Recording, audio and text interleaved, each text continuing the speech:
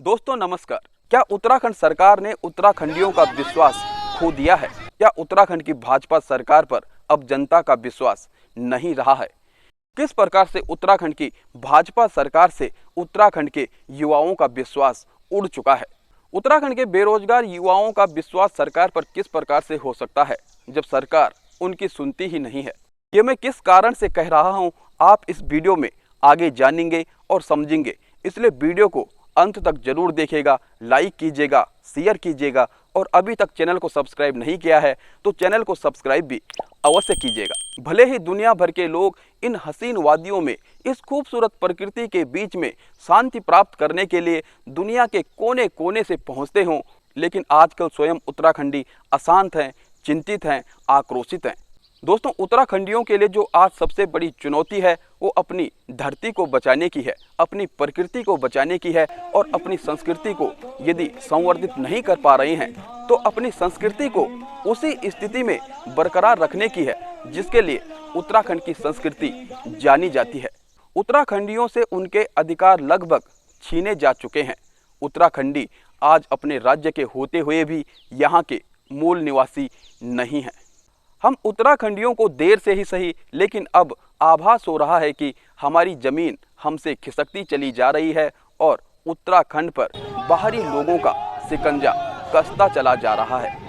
किंतु जिस प्रकार से तमाम उत्तराखंडी अब सड़कों पर उतर रहे हैं, अपनी मांगों को मनवाने के लिए लगातार रैलियां कर रहे हैं, आवाज़ें उठा रहे हैं, वो कहीं ना कहीं उत्तराखंडियों के लिए महत्वपूर्ण है। दोस्तों, आज उत्तराखंड में जो सबसे अधिक चर्चा का विषय है वो भू कानून और मूल निवास 1950 है। उत्तराखंड जब 9 नवंबर 2000 को पृथक राज्य बना था तो उसी दौरान झारखंड और छत्तीसगढ़ भी पृथक हुए थे। इन राज्यों में मूल निवास 1950 के आधार पर लागू रहा, किंतु उत्तराखंड में मूल निवास के साथ साथ स्थायी निवास का प्रावधान भी किया गया। 17 अगस्त 2012 आते आते उत्तराखंड से मूल निवास के प्रावधान को खत्म कर दिया और उसके बाद मूल निवास बनने ही बंद हो गए। वहीं उत्तराखंड में भू कानून को लेकर भी सरकारों ने जिस प्रकार से उत्तराखंडियों को छलने का काम किया है वो कहीं ना कहीं निंदनीय है। आज उत्तराखंडी अपने अधिकारों के लिए सड़कों पर लड़ रहे हैं, उन्हीं सरकारों से अपनी मांग को मनवाने के लिए मजबूर हैं जिन्हें उन्होंने वोट दिया है और चुनकर सत्ता तक पहुंचाया है। ऋषिकेश में 29 सितंबर को स्वाभिमान महारैली जिस प्रकार से हुई, जिस प्रकार से रैली में मातृशक्तियों के साथ साथ युवा और अनुभवी बुजुर्ग जुटे, वो कहीं न कहीं उत्तराखंड के लिए एक सुखद संदेश है और सुखद भविष्य का दर्पण है। स्वाभिमान महारैली ऋषिकेश कहीं न कहीं उत्तराखंडियों को सशक्त करेगी। 24 दिसंबर 2023 को स्वाभिमान महारैली देहरादून के परेड ग्राउंड से शुरू हुई और शहीद स्मारक तक पहुंची थी। उसके बाद हल्द्वानी, गैरसैंण में भी स्वाभिमान महारैली हुई और 29 सितंबर को ऋषिकेश में स्वाभिमान महारैली ने इतिहास बना दिया। जी हाँ, स्वाभिमान महारैली के माध्यम से उत्तराखंडी लगातार अपनी आवाज़ को बुलंद करने का प्रयास कर रहे हैं और स्वाभिमान महारैली में उत्तराखंड के कोने कोनों से लोग आ रहे हैं, जुट रहे हैं और अपने हक हकूकों के लिए लड़ रहे हैं। स्वाभिमान महारैली ऋषिकेश में मातृशक्तियों का विशेष योगदान था। मातृशक्तियां जिस प्रकार से एकत्रित हुई और जिस प्रकार से उन्होंने स्वाभिमान महारैली ऋषिकेश में अपनी भूमिका निभाई, अपनी संस्कृति के साथ, अपने पहाड़ी परिधान के साथ जिस तरह से वो नजर आई और जो संदेश देने का उन्होंने प्रयास किया, वो उत्तराखंड के लिए उम्मीद की किरण जगाता है।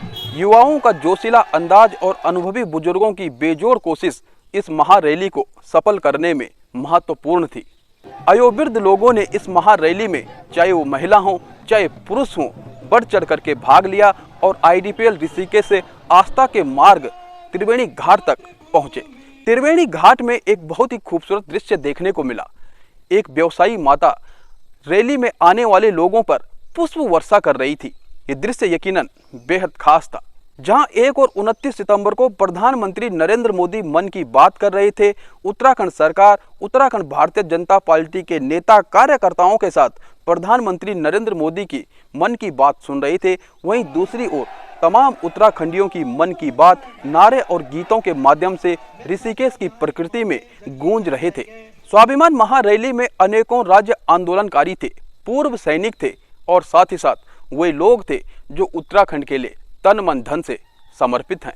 इस रैली में जो नहीं आ पाए या फिर जो आंशिक रूप से अधूरे मन से आए, कहीं न कहीं उन्हें स्वाभिमान महारैली में आकर के या सोशल मीडिया के माध्यम से देख करके ये एहसास जरूर हुआ होगा कि वास्तव में हमें भी अब उत्तराखंडी होने के नाते अपने अधिकारों के लिए लड़ना पड़ेगा। स्वाभिमान महारैली ऋषिकेश कहीं न कहीं इन तमाम लोगों के लिए एक प्रेरणा पैदा करने के लिए महत्वपूर्ण कड़ी है। ऋषिकेश में जिस प्रकार से स्वाभिमान महारैली में जनसैलाब देखा गया और 30 सितंबर को स्वाभिमान महारैली उत्तराखंड के अखबारों में छाई रही, वो कहीं न कहीं उत्तराखंडियों की जीत है।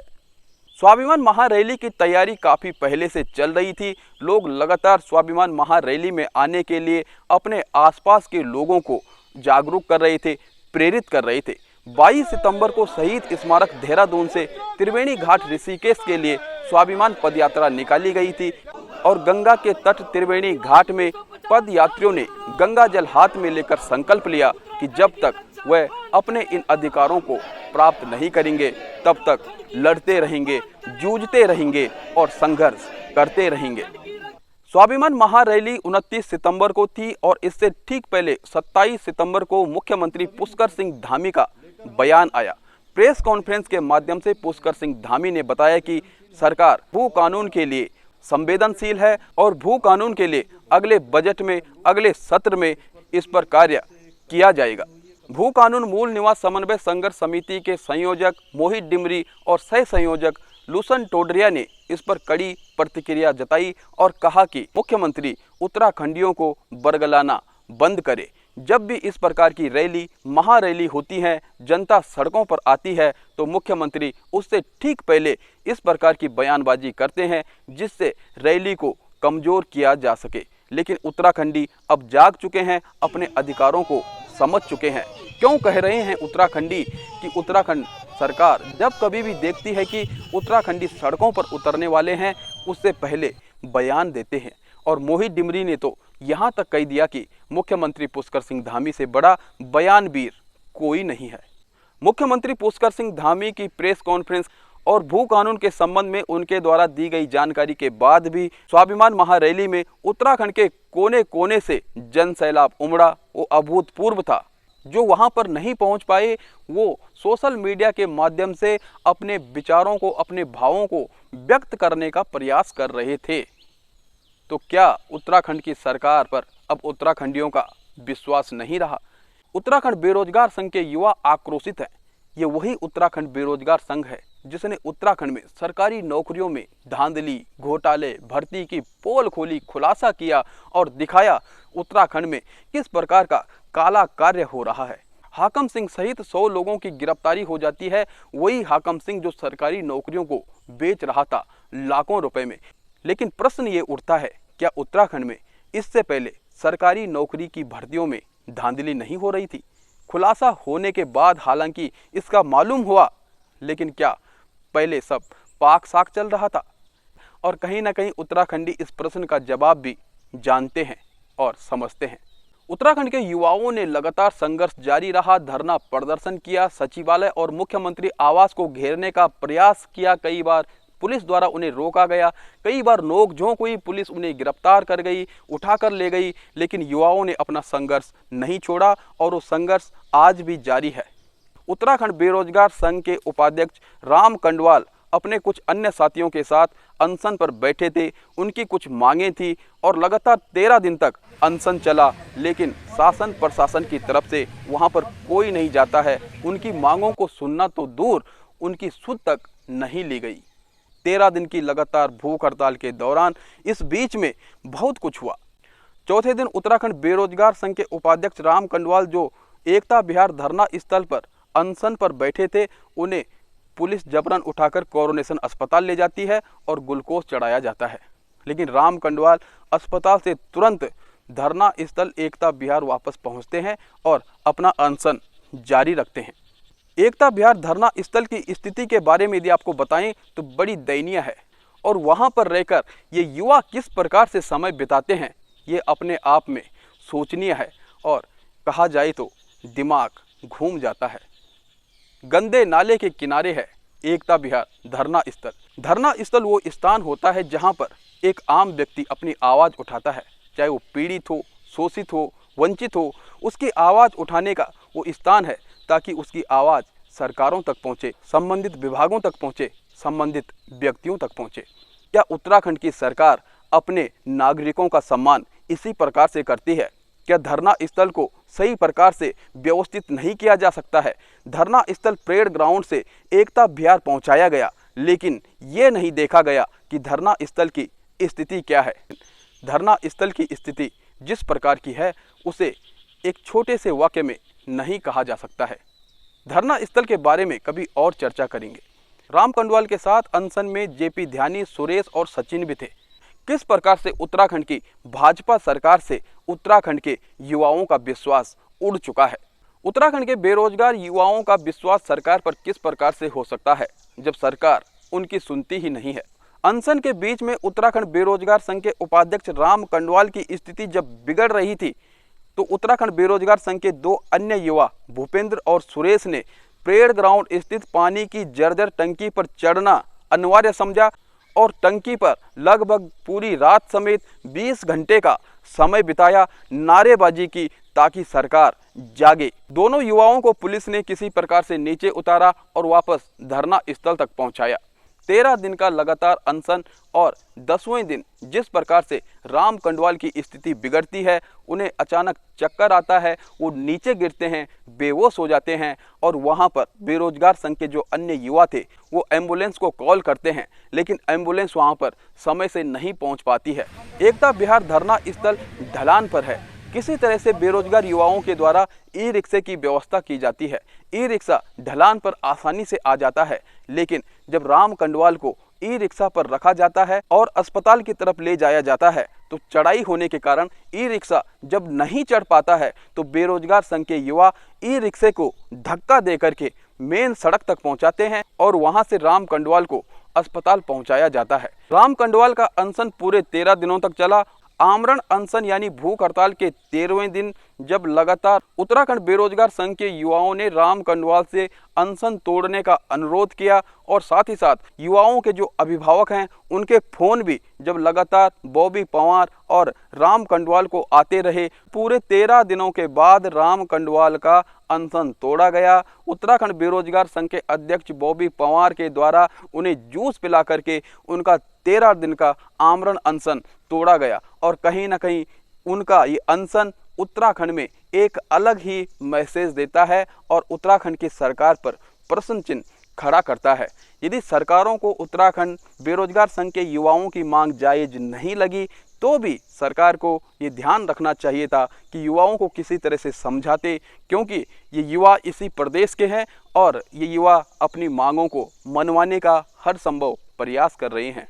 भू कानून मूल निवास समन्वय संघर्ष समिति के द्वारा केदारनाथ में अगली स्वाभिमान महारैली किए जाने की घोषणा की जा चुकी है।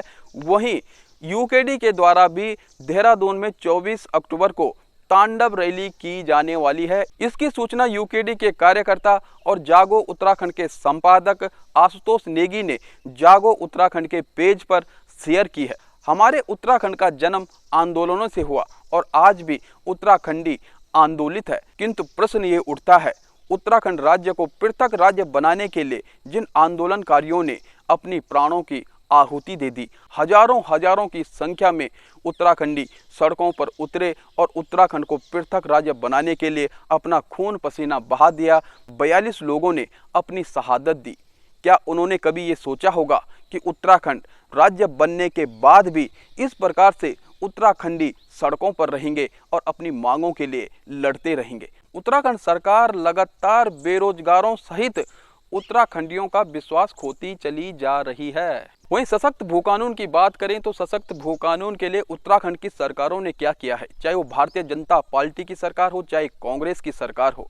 जब भारतीय जनता पार्टी की सरकार में त्रिवेंद्र सिंह मुख्यमंत्री थे उस समय भू कानून को इतना कमजोर कर दिया गया कि यहाँ पर जिस प्रकार से उसके बाद सौदेबाजी हुई, जिस प्रकार से जमीनें बिकी और जिस प्रकार से बाहर के लोगों के लिए यहाँ पर रास्ता खुला, उस समय विपक्ष में बैठी कांग्रेस क्या कर रही थी?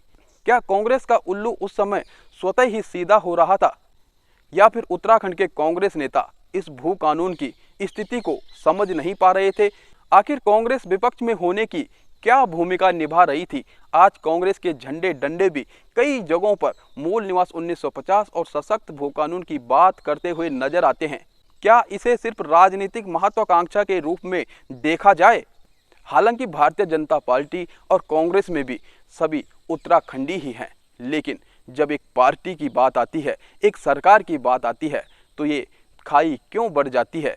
क्यों उत्तराखंडियों के अधिकारों को नहीं समझा जाता है?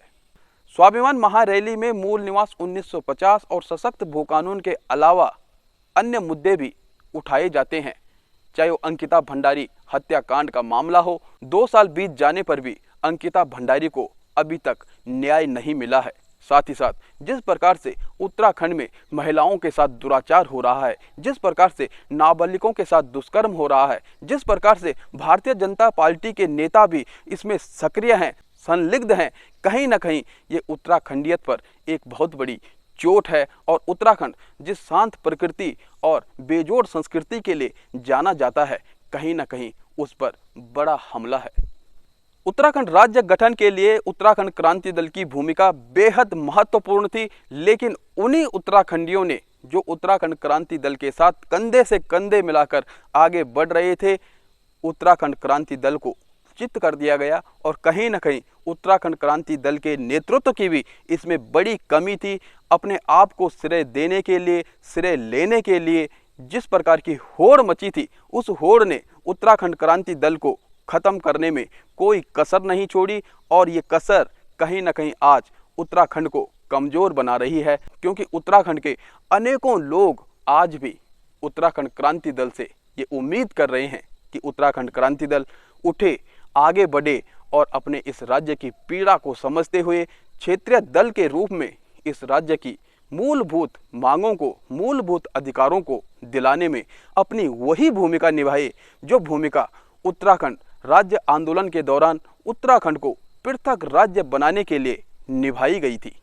दोस्तों, ये वीडियो स्क्रिप्टेड नहीं है, बहुत सारे मुद्दे हैं जिन्हें लगातार कहें तो बहुत समय बीत जाएगा, इसलिए संक्षेप में इन मुद्दों को आपके सामने रखा है।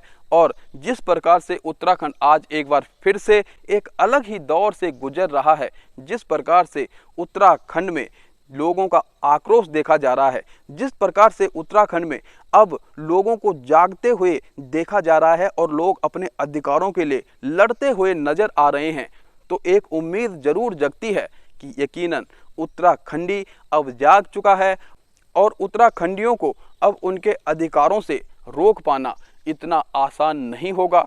क्योंकि थोड़ा थोड़ा करके जिस प्रकार से ये रैलियों के माध्यम से, महारैलियों के माध्यम से, सोशल मीडिया के माध्यम से उत्तराखंडी एकजुट हो रहे हैं, तो कहीं ना कहीं ये जन आंदोलन में तब्दील हो रहा है। और जो तस्वीर उत्तराखंड राज्य आंदोलन के दौरान देखी जाती थी, वो तस्वीर आज उत्तराखंड के अनेक जिलों में सड़कों पर देखी जाने लगी है। और सोशल मीडिया के इस दौर में जिस प्रकार से सारा संगठित होकर ये कार्यक्रम चल रहा है, यदि इस पर जल्द फैसला नहीं लिया जाता है तो वो दिन दूर नहीं जब उत्तराखंड में एक और जन आंदोलन होगा और उत्तराखंडी अपनी मांगों को मनवाने के लिए सरकार के खिलाफ जोरदार प्रदर्शन करेंगे। आशा करते हैं कि आपको हमारी ये वीडियो पसंद आई होगी। यदि आपको वीडियो पसंद आई है और यदि आपको लगा कि वास्तव में ये सब कुछ है, तो आप वीडियो को लाइक जरूर कीजिएगा, शेयर जरूर कीजिएगा और कमेंट करके अपने विचारों को जरूर रखिएगा। यदि आपने अभी तक चैनल को सब्सक्राइब नहीं किया है तो चैनल को सब्सक्राइब भी अवश्य कीजिएगा। मिलते हैं आपसे एक अगली वीडियो में, तब तक के लिए नमस्कार।